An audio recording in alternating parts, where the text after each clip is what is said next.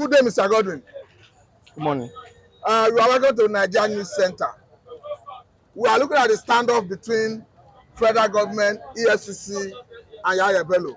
We understand that the other day, Efcc led siege to his house, and before I knew it, there were news filtered in that the governor drove in with some party supporters and whisked him away.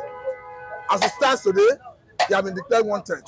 Okay. And the lawyer to EFCC have said why they were caught, that if need be, they need to use military to arrest him. According to him, that Yahaya Bello is in the governor's house, I mean the governor of Kogi State. Okay. And that it is only the governor that enjoys immunity, that the building where he stays do not enjoy immunity, meaning the military can break into the house. He quoted a section of the constitution that permits even security agency to break down door in attempt to arrest a culprit. So how do you view this? You cannot. Nobody is above the law. No matter how long it takes, no matter how sophisticated you think he is, how immunity his benefits is enjoying from the current governor of Kogi State, Ododo. So that is protection he's getting. Not Yes, okay, protection. Yeah, from the governor. So he cannot escape justice. No matter how long it is, he will still he will be arrested. Yahaya Bello will be arrested and he will answer for the 80 billion naira. He will account for it because he's no longer a governor of Kogi State. He's no longer the governor of Kogi State. No, there's nowhere in this world, there's nowhere in this country where you think he can hide. He can hide himself. He cannot run away from that money. He must account for it. He must account. He's already guilty. By looking at the whole thing now, for him to go into hidden, it shows that the man is guilty already. So I think they should find a way, if it is a military, if I don't even know, whatever technology they want to use to get that man arrested to come and answer for that huge amount of money. People are so poor. People are dying of hunger, of diseases. So many environmental issues. We have a lot of issues in this country, especially in Kogi State, the conference state. Look at that money is too much. We are talking about 80 billion. I understand that it is in the realm of allegation, yes. Because in Nigeria legal jurisprudence, one is innocent or the proven otherwise. Yes, otherwise. Competent jurisdiction. Yes. But however, I think it behoves on him to come and clear his name. Yes. But let us look at the attitude of the governor, okay, who allegedly whisked him away from the reach of EFCC.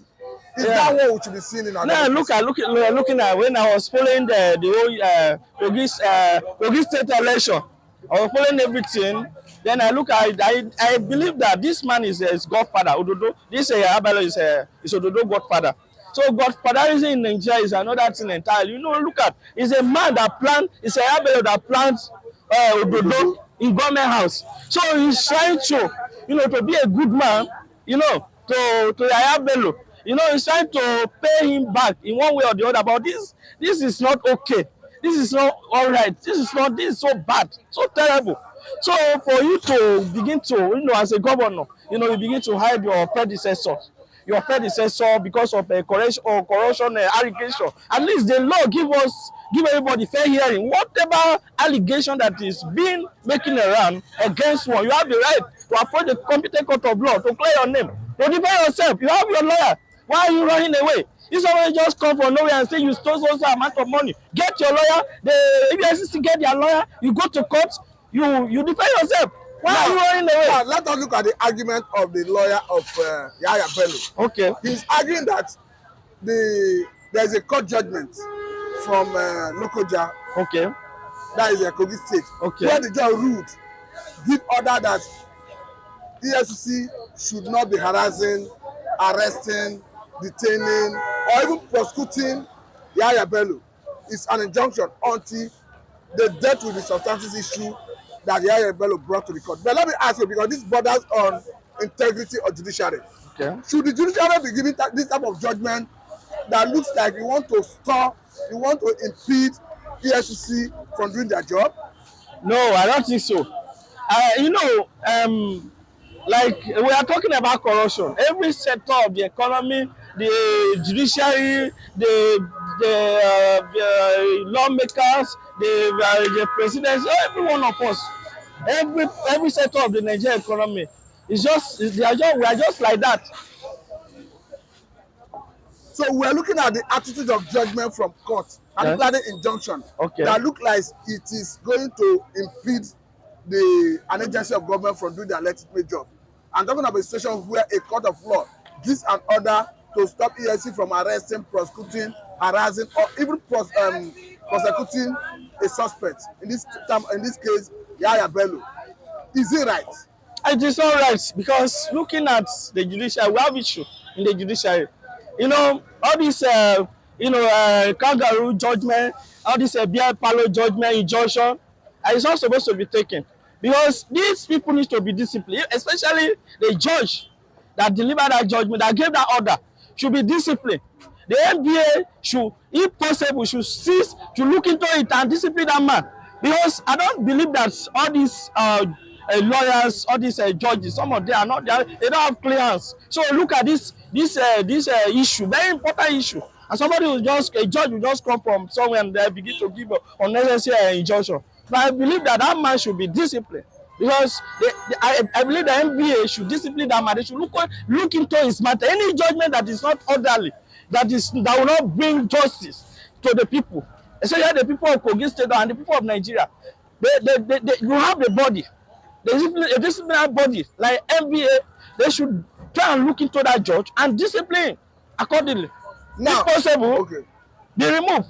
Now, just like the lawyer to EFCC suggested, Okay. do you support the military, army, Nigerian army, hunting for the governor?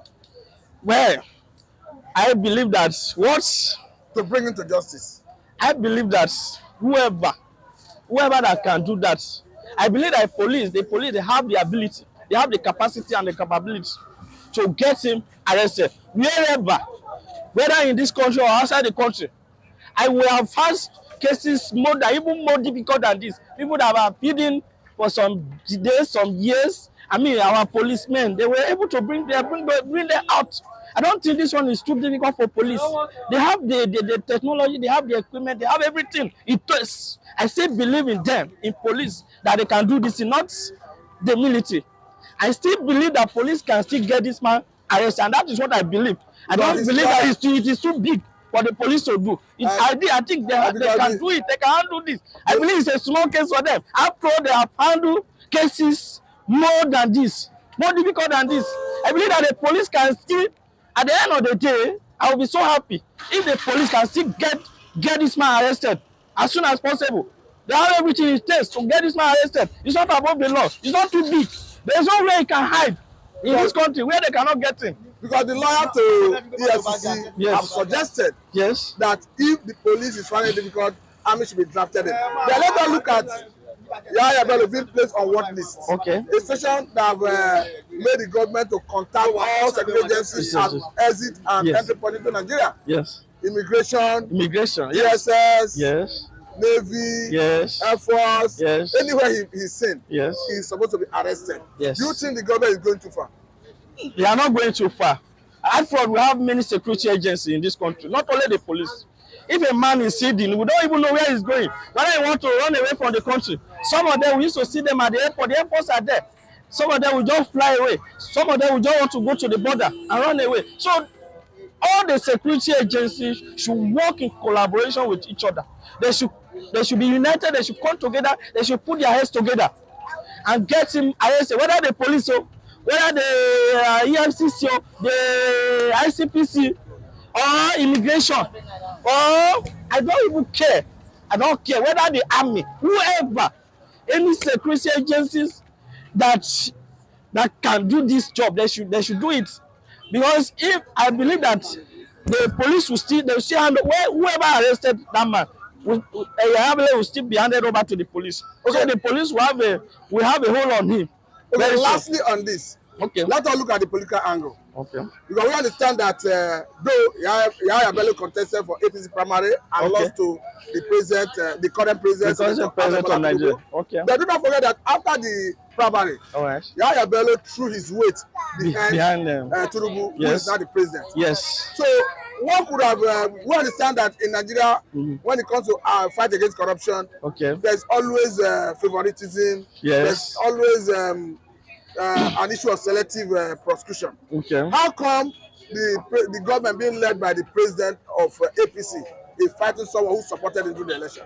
In a normal crime, in a good society, we don't allow this kind of thing to happen. You give every agency of government, every ministry, department, and agency of government parastator its own power to carry. I mean, give them freedom to carry out its own power.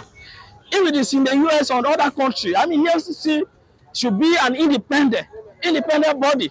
You understand? Whether you're a president, whether you're a governor, whether you're a lawmaker, a senator, a House of Rep member, or a councillor, a local government chairman, we should have an independent body fighting corruption, like EFCC and ICPC and the pro unit in the Nigerian police force. So nobody should be above the law. Whether you belong to APC, PDP, whether you are a president, like I said before, you shouldn't be above the law. We should have independent body like EFCC. I want to encourage them that they should continue in this direction. It doesn't matter who else is God. Anybody, whether PDP or APC or Labour Party, as long as you are corrupt, as long as you are concerned, they should get you arrested. They should be given that freedom. The president should give them freedom. You should not put it down. You should not disturb them. You should not distract them from doing their work. Even the president himself, if he has corruption issue or any of his ministers today, like the Minister of Humanitarian Affairs, you know what happened? EFCC is an investigation that matter, and they have recovered a lot of money. If you understand, he supported Tinubu during this last election. Can we also say that the Tinubu is not supposed to, allow that woman to go? Or we should not fight him because he supported him? That doesn't sound well for us as a people and as a country. I don't support that. I must say a very big thank you for your time. This is Nigeria News Center. Okay. If you are new to this program, you are new to this channel, kindly like, share, subscribe. And please do not forget to hit the notification bell. Thank you very much.